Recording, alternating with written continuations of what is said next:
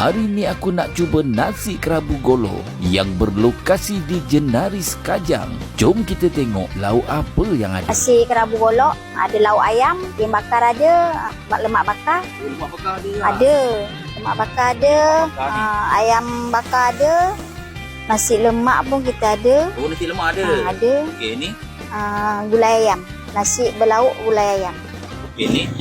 Nasi berlauk ikan tongkol. Ni harga dia kat Harga-harga dia. Selalu kebanyakan nasi kerabu lah. Nasi berlauk ada juga. Nasi kerabu. Lauk apa yang selalu ayam? Famous ayam. Ayam. Ayam goreng. Dia buka pukul apa kak?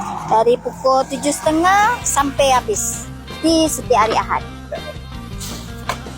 Jadinya aku orderlah satu nasi kerabu golo. Banyak juga bahan-bahannya ni. Diletakkan budu dan juga cilinya. Macam biasa geng, aku ambil ayam goreng. Lokasi tepat berdepan dengan kedai runcit Mamak Jenaris Store.